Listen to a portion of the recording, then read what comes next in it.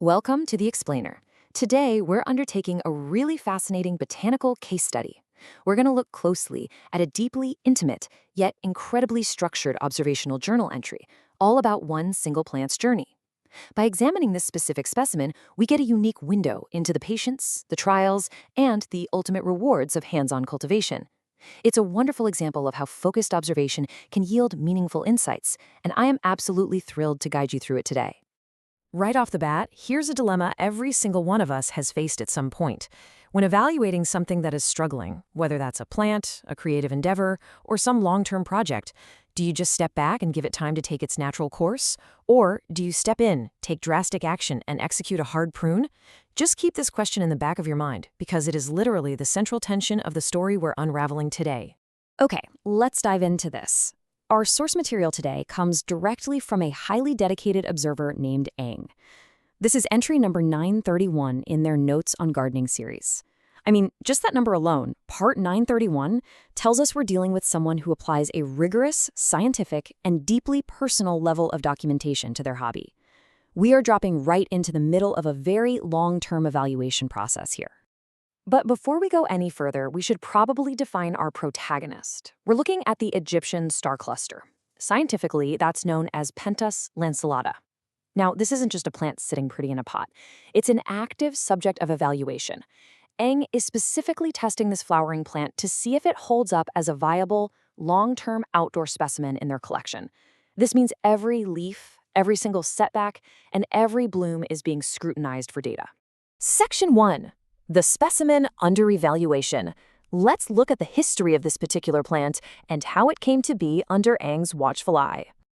Let's move to and see how this builds across the timeline. This wasn't just some sudden impulse purchase. Eng's initial encounters with the Egyptian Starcluster happened quite some moons ago, documented way back in entries 390 and 499. The fascination was planted early, so to speak. Then we hit day 1 of our current story, where a single specimen is finally obtained specifically for this evaluation. But as you'll see, it doesn't stay simple. The timeline progresses into a really difficult 6-month struggle, followed by an eventual prune, and finally a recovery a few moons later. It is a complete narrative arc of resilience. Section 2. Pests and the natural course. This is where we hit a grueling middle chapter, really the dark night of the soul for our potted protagonist. Now, what's really interesting about this slide is the duration. For a full half year, 6 whole months, this Egyptian Starcluster battled a severe pest infestation. If you've ever tried to keep a plant alive, you know that pests are incredibly discouraging.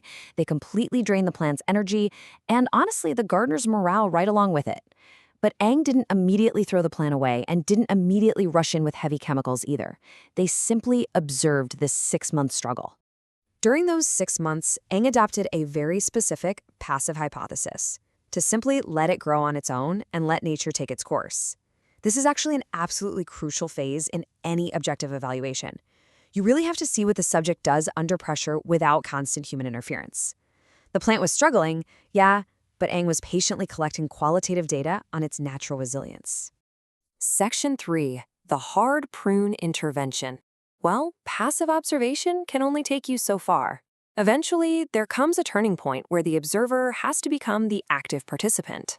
This intervention actually started almost by accident during a routine backyard balcony decluttering. But, that created an opportunity.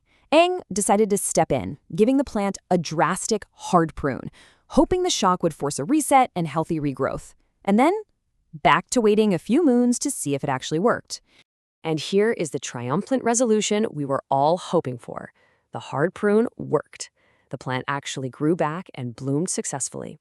By cutting away the struggling, pest-infested parts of the Starcluster, Eng allowed the plant to redirect its energy into fresh, healthy growth, eventually rewarding all that patience with a beautiful bloom. Section 4, final verdict and next steps. With the crisis averted and the plant successfully blooming, Eng was finally able to conclude this phase of the evaluation and compile the findings. And this brilliantly illustrates the reality of cultivation. There is no perfect specimen. On the positive side, Eng determined that the Egyptian Starcluster is indeed a good, viable long-term plant that holds up well in an outdoor environment, producing beautiful blooms. But there are negatives to consider. This plant demands a high-maintenance relationship.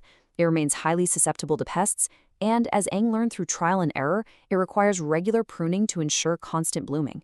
It's resilient, for sure, but only if you are willing to put in the work. So, how does a dedicated evaluator proceed from here? Well, Eng laid out 2 clear, methodical next steps. First, attempt to propagate the plant from cuttings. This tests the plant's ability to multiply and survive in new iterations. Second, buy a completely new specimen for further outdoor evaluation to see if the findings hold true across multiple plants, confirming the data.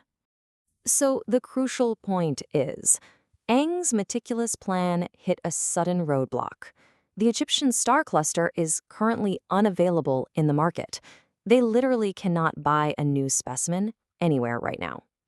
This adds a compelling little cliffhanger to our botanical journey, meaning Eng will have to rely entirely on propagating those cuttings if the whole evaluation is to continue. We've seen how Eng navigated this delicate balance with the Egyptian Starcluster, but I want to leave you with this final thought. Think about the projects, the habits, or the goals you're evaluating right now. In your own life, when is it better to let nature take its course? And when is it finally time to execute a hard prune? Thank you so much for joining me for this explainer. I hope it gave you some valuable structure for your own evaluations. Catch you next time.